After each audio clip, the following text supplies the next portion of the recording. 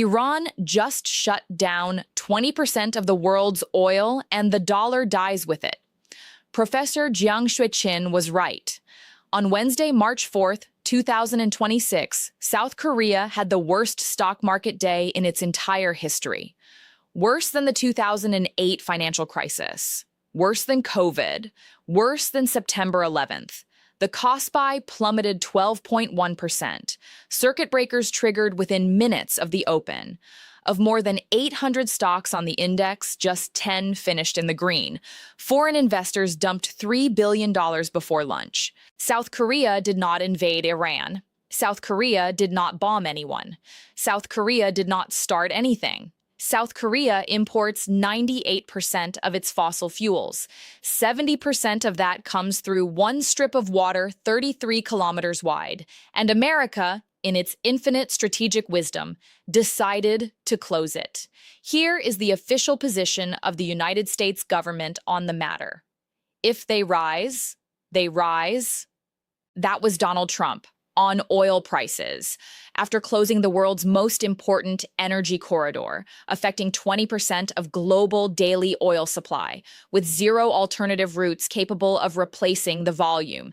If they rise, they rise. Meanwhile, a game theory professor in Beijing, not a general, not a hedge fund manager, not a geopolitical think tank with a seven-figure research budget, predicted this entire sequence 2 years ago. His name is Jiang Xueqin. Last week, on day 4 of the US-Iran war, he opened his class with a single thesis. At any point in this war, the Iranians can choose to just destroy the entire GCC, and there's nothing that anyone can do about it. He called Trump's election. He called the Iran war. And his third prediction is the one Wall Street is still refusing to model, because modeling it would require admitting that a man with a YouTube channel understood the financial architecture of this war better than everyone being paid to understand it. His third prediction is that the United States will lose this conflict, and the dollar will lose its hegemony with it. By the end of this video, you will understand exactly what breaks first, why every major financial institution missed it, and what the only asset on Earth specifically engineered for this scenario actually is. But before any of that, there is one number from this week that changes the entire framing of this war. A number that no financial anchor on television has mentioned once. And once you hear it, you will understand why South Korea had nothing to do with this war and everything to do with what comes next. That number is in 30 seconds. Iran did not close the Strait of Hormuz with warships. They closed it with $50,000 drones, marine insurance cancellations, and panic. 80% of traffic gone in 4 days. That number, 80%, is what no financial anchor has mentioned. Because if you mention it, you have to explain what it means. And what it means is devastating. 20% of global daily oil supply, offline. Not disrupted, not at risk. Offline. Japan, 8 months of oil reserves. China, 40% of imports severed. India, 60%. South Korea, 70%. Japan's prime minister said it directly. If the strait closes, the entire Japanese economy collapses in 8 to 9 months. It is closed. Now here is what Jiang understood that the Pentagon did not. On Saturday morning, U.S. and Israeli forces launched a decapitation strike against Supreme Leader Khamenei in Tehran. The Americans called it a precision success. Khamenei was 86 years old. Terminal prostate cancer. Moscow had offered evacuation. He declined. He died alongside his daughter, his son-in-law, his grandchildren. The Americans modeled his location. They modeled missile trajectories. They modeled air defense penetration. They did not model theology. Jiang is direct about what the Shia tradition means in a conflict context. Shia Muslims have always been the minority. 10% of the global Muslim population. For 1,400 years, they have been persecuted by the Sunni majority. That history produced one thing above all else, a theology built entirely around martyrdom. In Shia faith, dying for your religion is not a tragedy. It is the highest possible strategic signal a leader can send to his people. When Khamenei died alongside his family, The signal received by every Shia Muslim on earth was not, their leader is dead. It was, the martyr has been made. Jihad is now obligatory. Jiang makes a point here that most military analysts completely ignore. Command and control in Iran is now deliberately decentralized. Every regional unit has standing orders. Removing Tehran from the equation does not stop the machine, it activates it. The Americans applied Cold War doctrine, decapitate the leadership, the body falls, to a civilization that has been rehearsing martyrdom for 14 centuries. And there is a deep irony buried in this strategy that the Pentagon never modeled. The Iranians most likely to support regime change are the educated, progressive urban population, the ones being bombed in Tehran. The ones who will fight to the death are the Shia militants in the rural areas, completely untouched, fully activated, and waiting for orders that have already been given. This is not a war Iran is trying to survive. It is a war Iran is prepared to consume. Jiang's first rule of geopolitical analysis: look at the map, because geography alone will tell you exactly how this war ends. Forget the weapons, forget the politics. The map makes the outcome clear before a single shot is fired. On one side, Iran, a mountain fortress, missile batteries, drone launch sites, underground command infrastructure, all buried in terrain that is functionally impossible to neutralize from the air. On the other side, the GCC, Saudi Arabia, UAE, Bahrain, Qatar, Kuwait, a flat, exposed desert plateau, no elevation, no cover, no natural defensive depth. Jiang is unambiguous about what this means. This is not a fair matchup. Now, apply that geography to the U.S. military bases scattered across that desert. These bases were built during the Cold War for one purpose: power projection and psychological deterrence. They are monuments to American dominance, large, visible, expensive, completely fixed, and impossible to relocate. Jiang calls the American military empire exactly what it is. Empire is a hallucination. It is an aura of invincibility. If you fear it, you obey it. But it is not designed to fight a war. These bases were never built to defend the GCC from a drone war. They were built to intimidate, and intimidation requires a fixed, visible presence. In a drone war, fixed and visible means one thing: targeting coordinates. The Iranian Shahed drone. Unit cost, $35,000 to $50,000. Production rate, 500 per day. Current stockpile, 80,000 units. The American response, THAAD and Patriot interceptors. Unit cost per intercept attempt, $1 million. Miss rate under saturation conditions. High enough that doctrine requires 2 to 3 missiles per drone. Iran spends $50,000. America spends $2 to $3 million per exchange. Jiang taught this asymmetry in his class as the central financial engine of Iran's strategy. Iran does not need to defeat the U.S. military. It needs to drain it. The bases are not protecting the GCC. They are giving Iran the legal and strategic pretext to destroy the GCC economy. Bahrain is the clearest example. It hosts the U.S. Navy's Fifth Fleet, America's entire naval command for the Middle East. Bahrain's population is majority Shia. The attack on the Fifth Fleet base is not just military. It is a political ignition switch for the Shia population living inside Bahrain itself. Jiang's prediction: Bahrain will be the first GCC state to fall from within. External military pressure plus internal religious mobilization. No ground invasion required. Iran has 3 independent mechanisms to collapse the GCC. Any one of them is sufficient. All 3 are already in motion. The first kill switch is oil. The Abqaiq processing facility in Saudi Arabia handles 7% of global daily oil supply, the single largest oil processing node on Earth. It was attacked by drones in 2019. Global oil prices spiked 15% in a single trading session. That was a test run.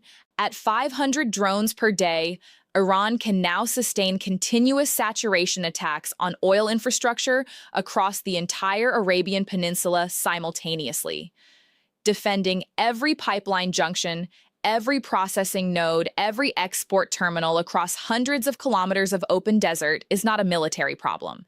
It is an impossibility. The second kill switch is the American bases, fixed targets, asymmetric exchange rates, already bleeding. The third kill switch is the one Jiang says almost nobody is talking about: water. The GCC has almost no naturally occurring fresh water. Dubai, 17,000% water stress. Bahrain, 3,900%. Saudi Arabia, 883%. Kuwait, 2,100%. These numbers mean these nations consume water at rates 17 to 170 times what their natural environment produces. The infrastructure that makes these cities physically possible: desalination plants. 60% of GCC freshwater comes from these facilities.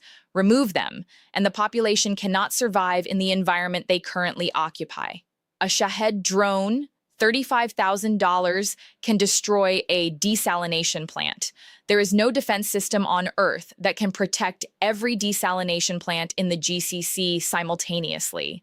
This is not a theoretical vulnerability. It is a structural civilizational weakness Iran can exploit at industrial scale today. 80% of GCC food is imported. Shipping requires the Strait of Hormuz to be open. The strait is closed, no oil exports, no petrodollar revenue, no food imports, no water, no GCC. Most analysts covering this war are watching missiles. They should be watching the Federal Reserve's balance sheet. Jiang's central argument is not about military power. It is about the financial architecture that military power exists to protect. The US dollar derives its reserve status from one structural arrangement established in 1974. The GCC agreed to sell oil exclusively in dollars. The world must hold dollars to buy energy. That demand is what gives the dollar its value. Hormuz closure severs the first link in that chain. GCC oil revenues collapse. Dollar accumulation by sovereign wealth funds stops. Then reverses. These nations begin liquidating U.S. Treasury holdings to fund their own emergency responses. Saudi Arabia's Public Investment Fund, Abu Dhabi Investment Authority, Kuwait Investment Authority, combined over $3 trillion in U.S.-linked assets. When that capital stops flowing in and begins flowing out, the effect on U.S. financial markets is not a correction. It is a liquidity event. The Fed now faces an impossible position. Oil prices spike because Hormuz is closed, inflationary pressure entering the system directly from the supply side. The Fed's mandate says raise rates. Simultaneously, GCC sovereign funds are selling treasuries. Treasury prices fall. Yields spike, the cost of U.S. government borrowing explodes. The stock market reprices every equity at higher discount rates. The S&P 500 begins a structural decline, not a dip, a fundamental re-rating. Jiang identified this specific chain in his class. The GCC puts its oil dollars into the American stock market.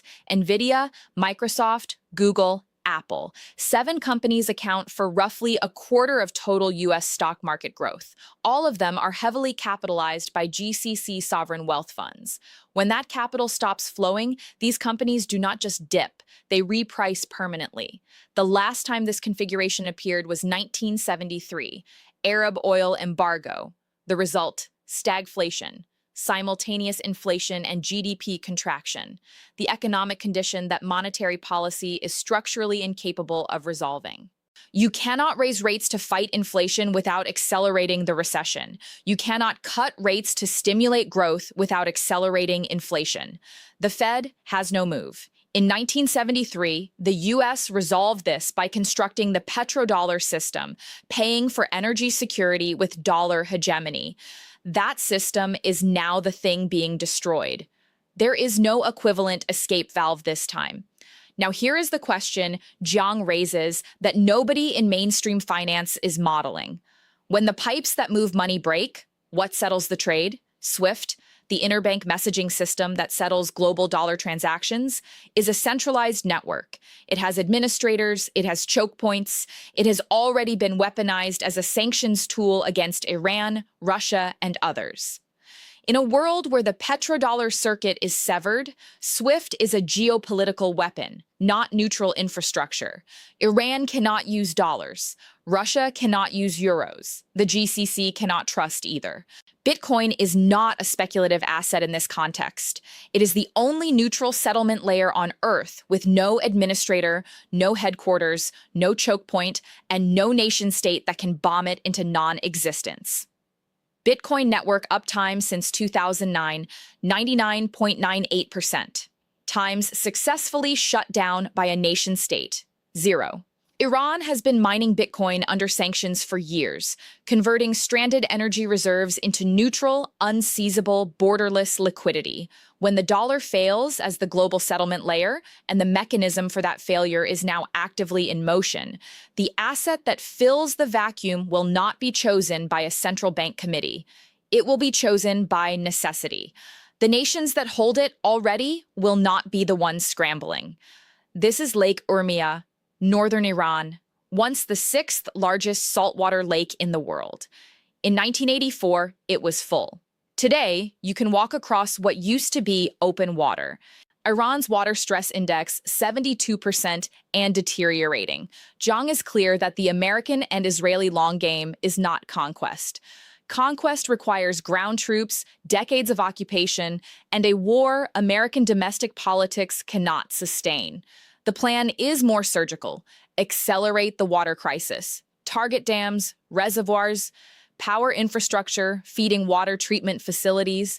Make the interior of Iran uninhabitable fast enough that the population revolts or collapses into a refugee crisis that destabilizes the regime from within. The mountain fortress becomes a mountain prison, surrounded, contained, dying of thirst. Layer onto that the ethnic fragmentation strategy. Iran contains 10 distinct ethnic groups. The Persian core governs from Tehran, but the borderlands are effectively different civilizations. Kurdish northwest, Azerbaijani north, Arab southwest, Baloch southeast, Turkmen northeast. Each region has deeper cultural and political ties to neighboring countries than to the Iranian state in Tehran. The strategic playbook: fund separatist movements in each region simultaneously, arm them, provide political recognition, let water scarcity and ethnic grievance interact until the state fractures. The goal is not a defeated Iran. It is a permanently fragmented Iran, a collection of resource-depleted, water-stressed, ethnically fractured enclaves that can never again project strategic power. Jiang makes the point precisely. This plan will never be announced. But the map of water scarcity overlaid with ethnic tension lines is the plan. Iran's counter is not military. It is civilizational. The death of Khamenei, framed as martyrdom, received as martyrdom by Shia populations worldwide, is the catalytic event Iran has been waiting for. Most Muslim-majority nations are governed by U.S. client regimes that maintain power through military force, not popular legitimacy. Saudi Arabia, Egypt, Jordan, Algeria, UAE, their populations know this. The resentment is structural and decades old. Iran's game theory calculation is this: use the martyrdom of Khamenei to generate enough simultaneous popular pressure across enough U.S. client states that the regimes begin to fall from within, not through Iranian military action, through internal collapse triggered by religious mobilization. Jiang documented this already happening in real time during his class. American embassies under attack in Pakistan, in Iraq, across the region. These are not spontaneous. They are the opening signal of what Iran is attempting to scale. Pax Islamica. If Iran can position itself as the defender of the global Muslim community, not just the Shia minority, but the full 1.8 billion, the strategic landscape transforms completely. The United States is no longer fighting Iran. It is fighting the political will of a quarter of the world's population simultaneously.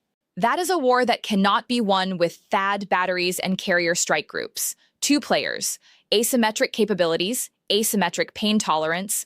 The United States, strongest conventional military on paper, Cold War doctrine mismatched to drone warfare, financial systems structurally dependent on petrodollar continuity, and allies that are artificial constructs held together by oil revenue now being destroyed.